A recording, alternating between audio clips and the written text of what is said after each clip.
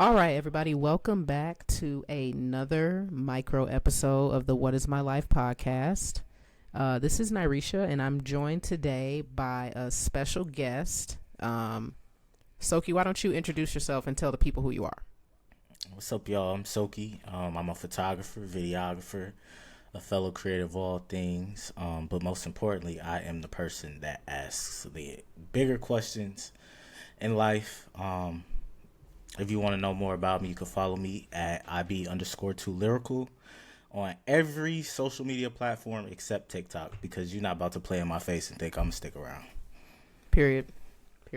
I caved and went back, but that is what I was talking originally when the band came. So Soke's a friend of the podcast. We're happy to have him join us today. And he's actually going to kick us off with this week's What Is My Life story. So as a reminder, those are quick, short moments that kind of happen and just make you go, either realize that you're living in a positive way or feel like, you know, what the hell is really going on. So he has something interesting happen. He's going to tell us about it. All right, so this was Monday morning, 7 o'clock a.m., early as fuck. Taking my dogs for a walk. I'm like, damn, I got a couple packages in the mailroom. I was like, come on, y'all, let's go to the mailroom. Went to the mailroom, picked up 3 packages from Amazon. And I was like, all right, guess we'll finish the walk. You know, I'm carrying the packages, holding the dog leashes. And I end up putting the packages down because I am a responsible dog owner. I pick up my dog's shit. So I'm picking up shit, and my other dog looks at the package twice, and I'm like, don't do it. Please don't do it. And he lines himself up, lifts his leg, and pisses on all 3 packages. Now, mind you, I have to carry these packages home with dog piss on them. And hold the leash with the dogs on it, by the way. And pick my shit up too, little nigga, by the way. And he shit after that. And it's like, yo, come on. What the fuck? It's crazy. I don't see how y'all dog owners do it. I don't. I tried to give them away same day. I know that there's joy in it, and, you know, animal lovers, and, you know, they're very empathetic. We love them, but sheesh. What was it that you ordered? Just like random stuff from Amazon? It wasn't cooking utensils or anything like that, right? It was some ancestor money. Something that you put in your mouth. It was that takes things to a whole new level for me. For me personally. That's crazy. I was so mad all day. I feel like that's the one thing that holds me up in my heart from opening my heart to a dog, is that I know how dogs are. They are going to pee somewhere or chew something up that you really enjoy, and you're going to have to look at that dog and still feed it later. You know what I'm saying? That's tough. Shout out to Louis, though. We love all we love all the fur babies of the What Is My Life podcast. They're as much of a part of the family as anybody else. But he is up for adoption if anyone would like to adopt Louis. Again, you can send an IM to at IB2lyrical on all platforms except TikTok. That's right. Okay. Make sure you guys send us your What Is My Life stories at wiml.thepod@gmail.com or at wimlthepod on all social media platforms. I think that's accurate. I'm not sure about that. That's actually not right. It's at What Is My Life Pod on all social media platforms. And What Is My Life, the podcast on YouTube. So if you have a moment like that, or something happens and you think, oh my God, I can't believe this is my life, reach out to us. Let us know. We will read it on the show. So jumping right into our shit you should know segment for the day. We just want to give a general update on the resumption of the genocide in Gaza. I don't think Israel ever really stopped with their bombing campaigns and such, but they were going through some steps of a ceasefire agreement that has now completely ended. And I actually think I read some things today about them resuming the ground offensive. So I wanted to send thoughts out to everybody going through that situation in Palestine and in all other areas affected by senseless violence and conflict that we pay for. And yeah, it's crazy times right now to be living in the United States, for sure. I mean, yeah, there's really not much more to say about that, really. We need an arms embargo like yesterday. So we got to figure out how to organize for that as American taxpayers. But moving on to today's What Is My Life discussion. Believe it or not, like I said, it's interesting times to be living in the U.S., and there's not much good news. We don't have a flowery topic today, but we truly felt like it was a necessary subject that needed to be talked about and not sort of glossed over. And that would be, does hazing culture have a place in the society that we're building today? So, Soke, first, I kind of want to ask you if you think that hazing culture and, you know, those processes as far as it goes for admittance to like fraternities and sororities, and honestly even I think like band frats and all type of other organizations have these practices. Do you think that contradicts, you know, them saying that they kind of have a mission of service or leadership or brotherhood, or even like academic excellence at sometimes? Yeah, because when you think about it, it's like, you beat my ass, but you my brother. When I get on the other side of this, we not cool. There's nothing that you could say to me because I'm going to remember. And it's like, I don't even necessarily know if there's a way to rectify it because we're adults. We not children. And it's like you getting your ass beat like you a child. Yeah, I mean, you know, I don't have any experience with the particulars, but you know, the specific thing that sort of prompted this discussion as far as like right now in my brain is the tragic situation that happened with the young man in Louisiana who was participating in some type of hazing ritual, and I think he was struck in the chest repeatedly as part of the ritual, and had seizures, and eventually, you know, tragically passed away. And in the immediate aftermath of that, you know, his fellow pledges came up with a plan to lie about the details of what took place to save themselves. Exactly. And that's not really brotherhood. Like, essentially, if we all agree to participate in this, and whatever the consequence of that is, number one, leadership. As a leader, you're going to have integrity to be like, this happened. We at the hospital with you. You know, whatever happened, we going to jail. It's cool because we all agreed to participate in that.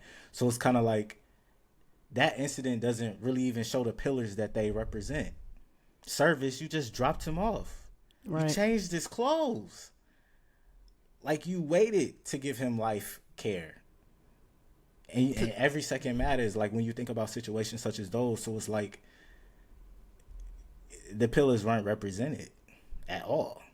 Right. And I think, you know, you bring up a good point of like, you know, their first instinct was, let's figure out what we can do to protect ourselves, because the true writing on, you know, the websites and the materials that they put out for these groups, and that I'm sure that's all frats and sororities, is that, you know, we're non-hazing organizations, but certain chapters and certain places choose to, you know, ask if people want to participate in a different process. And let's keep it real. We know how people get talked about who don't go through the hazing process, who go through the whatever above board process is called, where you just, you know, pay the fee, sign the paperwork, and that's it. So they're making a decision based on, you know, that group pressure of like, am I going to be accepted as much if I just want to do the community service piece and I'm not about the rest of this. And I think honestly the organizations themselves, because I'm not going to point fingers at any one group of young people and say you guys are the reason why there's this happening. Like, the organizations are hiding their hand as well by saying, "Oh, we're non-hazing, we're non-hazing," but perpetuating that culture of, you know, valuing one process over the other. You know, the whole reason why they had to come out and change the official processes was because of tragic instances like this. And even I went to a HBCU, and you know, if you wanted to do any Greek, you knew the difference between what is called being made and being paper. You hear even other Greeks like teasing each other about their own process, being like, "Oh, y'all ass is paper," and people getting upset about being called paper. So it's like you even go into the process like, "I know I can't be paper because I'm not gonna get no respect. I'm not gonna be accepted by the members of this organization if I'm paper." That's true. Like there's you know, the whole structure of these things is like, you know, you're getting in these groups and going out into the community and, you know, trying to do positive things. And, you know, there's even a council among all the different groups. And it's like, if you're going to be put in a leadership position, if it's going to be worth the reason why you joined, which was, you know, a network opportunity and that kind of connection, brotherhood or sisterhood, as an 18-year-old, I can't say that I would have made the quote unquote best decision for myself in those circumstances. Not at all. At all. And I don't know that it's fair of them to say, you know, "Oh, we don't condone these processes," but they're not coming out in the aftermath of something like this and making a clear stand against the behavior that has transpired. And I know people will say that there's legal reasons for that, and I think that's all bullshit in the face of what was clearly a very bright young black mind being you know, he's dead completely unnecessarily. This should have never happened. I agree. And it's sad, like it kind of sucks because something else that I've been kind of seeing online is people being like, "Oh, this is Greek business," and it's like, what do you mean? It's public. It's once it becomes public, it's no longer Greek business, and it's like you need to actually come to the table and be held accountable for the things that are going on, because a lot of people know what's going on and no one ever really comes out and speaks up. And if you do come out and speak up, you're kind of ostracized. Right. And honestly, to that, like, were they technically even in the organization yet? I'm seeing now we're getting into, you know, I think that's going to end up being an interesting part of whatever this case is, because it's like, had they paid, should they have technically been under the supervision of whoever the faculty liaison was for? So the faculty liaison was put on administrative leave. Mm-hmm. After the incident occurred. So technically they should have been. As soon as they began their process, they were under the care of that faculty. That's why we don't have a statement from the organization yet. And you see, that's what I'm talking about. It's all about, you know, brotherhood and sisterhood until it's time to close ranks. And that's why, you know, it's just smelly, you know. I'm not here to discount the contributions of or the place of these organizations in the community. What I'm saying is, you know, show yourself. I mean, take accountability. Show yourself of if this is supposed to be what you're supposed to be about. I think we should be able to say it's time out for this. And that's actually my next question is like, what do you think this says about our, like, how we kind of deal with abuse and abusive dynamics in our society, and like your tolerance level of those kind of things? I think culturally, like, we make a mockery of it. It becomes funny sometimes. Like, you know, people don't really ever say like, yo, that's not cool. Like, you got whooped as a kid, that's not cool. You know what I'm saying? Like, your parents were trying to assert their dominance and steer you in the right direction, and it's like that wasn't okay. It's a different way that could have been handled. When you even think about domestic violence, people will come to the offense of abusers and be like, well, you know, and it's like, nah, that shit not cool. Yeah, we're seeing it right now with the Jonathan Majors Redemption Tour. And he's on audio admitting to choking somebody out. Like, and we know that is an indicator that that man is going to try to kill somebody again. It's just like, why, where is the cultural point that we say, you know, enough is enough? Like, I feel like, go ahead. I was gonna say, I feel like some people don't even recognize the things that they experience as abuse. Because I know people personally who have gone through processes, right?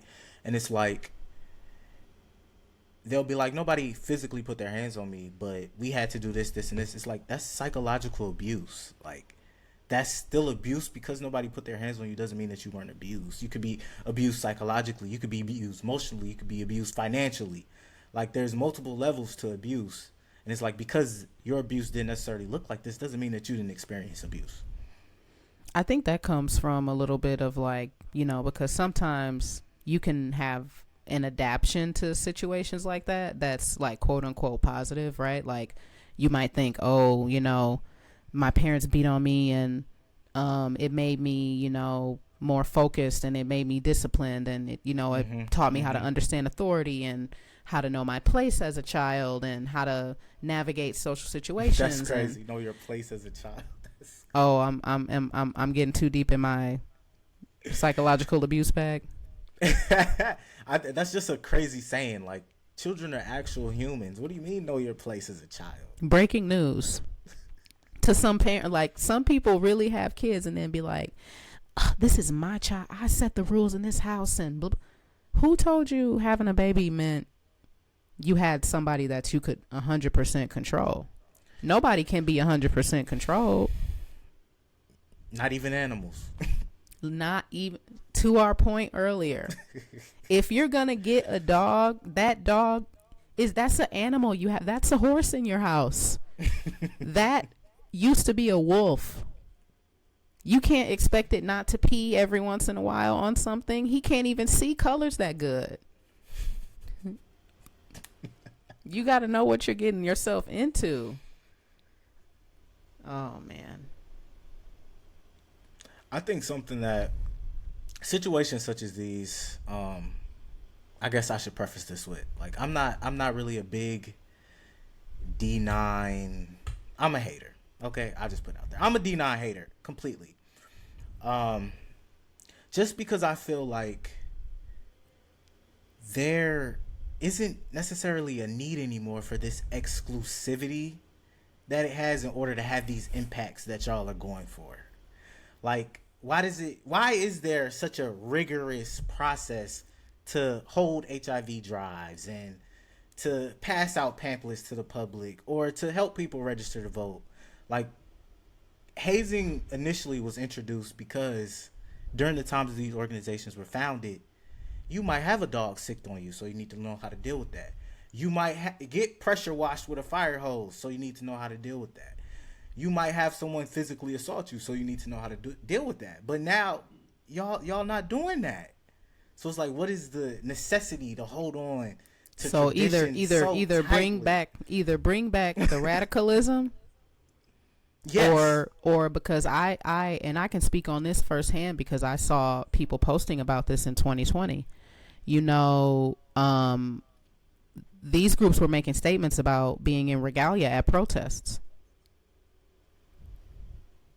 I thought we were all about community and, you know, advocacy and finding your voice. Black community and fighting for your yes. I mean, and you know, we could have a whole conversation about the talented 10th and who actually really used to be allowed in these organizations, and how, I mean, we're talking black bourgeoisie. And that's a book by who was that book by? I'm finna look it up. But yeah, this is the elite of the elite, Franklin Frazier. It's an excellent book about high African American society, and you know who they were trying to emulate in the establishment of these groups. Like, I think an investigation, you know, a look in the mirror moment is very needed. 100%. For sure. Like, and beyond that, I think that we have to think about the impacts of condoning certain types of abusive dynamics. That's a slippery slope. I really think it is. Okay, so my next question on it is, do you think that the mental health impacts of this can be properly addressed, like, at all? Do you think that there's like a reformation that could happen, or do you think it's kind of something that needs to go away? Which part? Like hazing or like both? Process. Both. I think, okay, so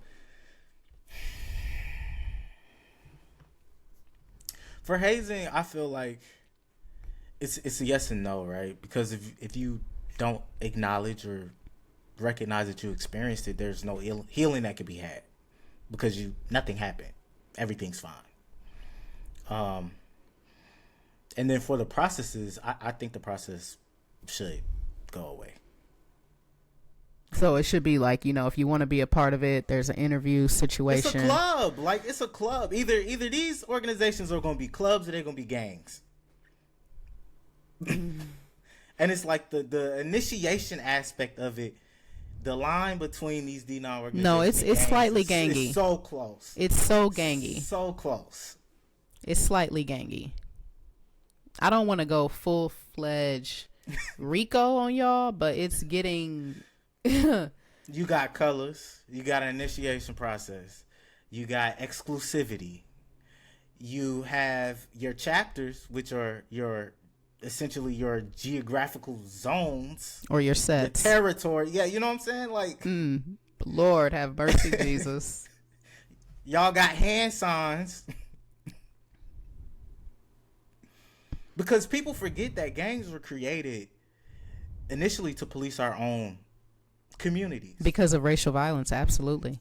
Exactly. So it's like these both come from very similar beginnings. And to that same point, Black Greek letter organizations have an extensive track record of providing an outlet for Black youth to have a sense of pride, a sense of community, to exert themselves as leaders in our community, to learn about their history. And I'm not here to take that away in any capacity. In fact, I didn't participate because of pressure from my own family because of allegiances to specific organizations. But you know what's crazy? Sometimes you see like children who were a part of those organizations, they go to college and they want to be a part of the organization. You get shunned. I can't remember what what are they called? Not legacies. Kappa League, right? Kappa League. We had some Kappa League guys, you know, that were in Kappa League. Then when they became freshmen, they still want to be Kappas, essentially. The Kappas did not fuck with them because they were a part of the. You guided me through my whole high school career, and I finally come to the college and think we gonna be cool, and y'all shun me because I was in Kappa League. That's the piece of it, of like, you know, that exclusivity piece, like you said. It's crazy. Yeah, I mean, I'm gonna keep it real with you. I'm not I'm not in it. But I will say that if you're any situation, if you're gonna be like, you could have a book club for Christ, if you only feel like you're a part of something and that it's great because other people can't get in the door, that seems like a miserable experience. Now, the people that I know, they're involved in each other's lives post school. They're going to each other's baby showers. They help each other move. They eat crab oils together. I don't know if everybody else is getting that experience, and I think that makes me feel bad because like you're getting this trauma bond, and then there's a chance that you don't even stay in a close relationship with these people. So it's like, what was it all for? And like personally, I have two aunts. One was the other aunt's pro fight. I went my entire life not knowing that they were in the same organization. And I was like, whoa, what? That's crazy. Like, huh? So it's like, no. I think what we see between the people that we know is like something that's very, very rare. Yeah. In the experiences that I've seen people talking about online, it does seem that way. And I think we should maybe think about if that's because of something like these hazing processes. Like, I'm not saying you have an open door policy for your group. Like, every group has standards that you must hold yourself to, like having a grade requirement, having community service requirements, like having essay. You know what I mean? Like, I think how you present yourself should be a factor in representing any organization, but it shouldn't be tied to what you can take, I guess. Yeah. And what you're willing to accept. And I guess I want us to think about, as African Americans, as Black people in this country, what that sounds like, of basing your level of access or level of respect to your ability to tolerate discomfort. And think about what you might be, whether advertent or inadvertent, be conditioned to accept. It's traditionalism. Right. And I think if my little cousin or my, brother or sister was looking for friends and opportunities to, advance themselves educationally and honestly, let's keep it a buck. That network. It's a very powerful tool to have access to that level of connectedness, international connectedness. But you know something? I always hear people say that, but I have people who have experienced certain things in their lives, and they are a part of these organizations. And my first question is like, where your sisters or where your brothers at? And it's like, you ain't got nobody you can reach out to that can help you? That's your point you made earlier of folks talking the talk, but when it comes down to it, you're not giving no references on LinkedIn. You're not connected. You're not being a connector of people. You just want, you just want to say that you're gang. And honestly, that's lame. It is lame. That whole, like, it's like that K Hive, like that K Squad shit, and I'm gonna call the org out specifically. My AKAs, babies. I need y'all to stand up.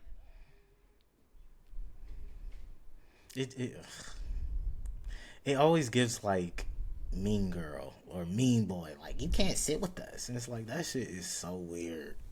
It's so weird. It's so lame. Maybe these I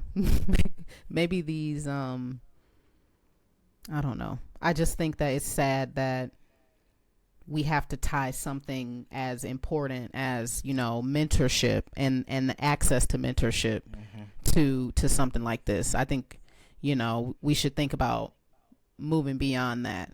And not like that means that people shouldn't be a part of organizations anymore, but we should all be more open and free with knowledge and the information that we have, in the era of the Department of Education getting banned. Like, we all need to want to share our knowledge and our expertise with everyone, whether whether they even have access to come into a college and be part of a Greek organization, or whether they're in school and they can't pay for that. That part. You know, it's a big financial commitment on top of what you're asked to give of yourself as well. Of your time. Like,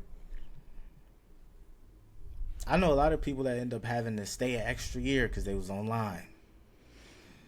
It's like you couldn't even graduate on time. Now your scholarship is in jeopardy because you was online and you couldn't get up to go to class because you was up all night. Like,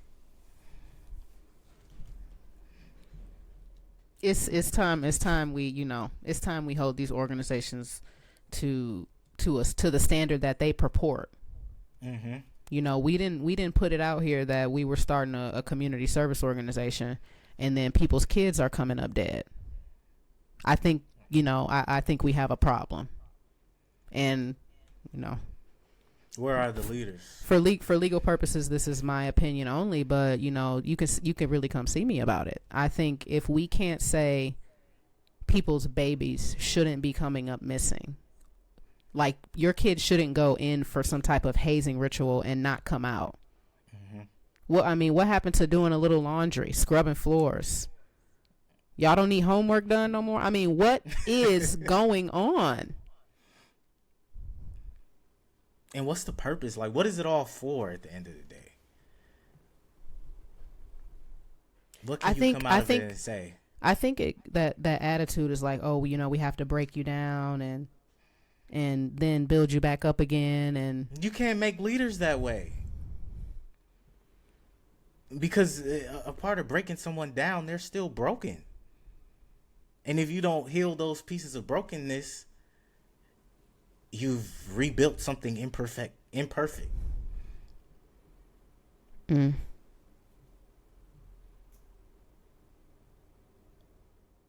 Well, that sounds like a good place to wrap up. Yeah, I think, you know, broader conversations about how we as a society think about, I don't even want to say risque, quote unquote, but it's like, you know, we've all been through different experiences, and it's like, if we can't shed a light on how some of these things potentially affected us negatively, you know, we're not going to get anywhere in making it better. So I hope this is the last time that I have to hear about somebody senselessly losing their life in this way, but unfortunately, I don't think it will be. I don't think it will be either. And definitely prayers up to his family, man. That's crazy. Yeah, absolutely. His family and friends. I saw some different people doing like second lines in New Orleans, and I saw his obituary picture, and I just, you know, it is unfathomable that he died, and that he died like he did. And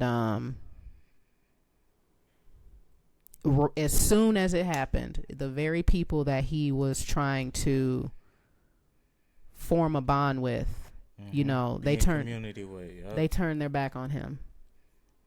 And that is jail, certainly prison, for sure. All right, well, rest in peace to Caleb Wilson. We are going to affirm y'all and then get you out of here. So I'm going to try my best to tap into my spiritual bag. Amira, your spirit is here with us today, because she did our card pull. So it is the Mother of Water card today, and it's all about emotional self-care. I'm going to try to describe the card a little bit. So we have a beautiful African goddess here. There are two children near her head, and she's surrounded by, it looks like the universe, planets and stars and such. And she's holding a little elixir, and she kind of has her hand on her heart like this, with love. And the card reads, "Take care of you. You are forgetting yourself." Listen to your inner voice. Trust the intuitive guidance coming your way. Your powers have never steered you wrong. You have only neglected to trust them. All of the soul work you have done so far is paying off. Take better care of your heart. Believe who people show themselves to be. Okay? Believe what your third eye shows you. It says, this ancestor rules all things when it comes to our emotions. She also has healer priestess energy. But you don't want this to be wounded healer energy. Okay? So make sure you love on yourself so that your cup is full enough to give to others. All right. If it applies, let it fly. If it does not apply, let it fly. If it does apply, keep it. What were you going to say, Soke? Abolish all D9s. Well, and you know what? We gonna give y'all the meat and potatoes from the end at the beginning. That's finna be the title. So that's just finna have to be the title. Well, and on that note, that's gonna wrap up this week's episode of the What Is My Life podcast. Don't forget that you can find us on all platforms at What Is My Life Pod. Again, that's at What Is My Life Pod on Facebook, TikTok, Instagram, YouTube, Clipper. We're coming on soon. Okay, we'll be on Reddit before you know it. You can email us at WIMLthepod@gmail.com. And y'all have a good rest of your week.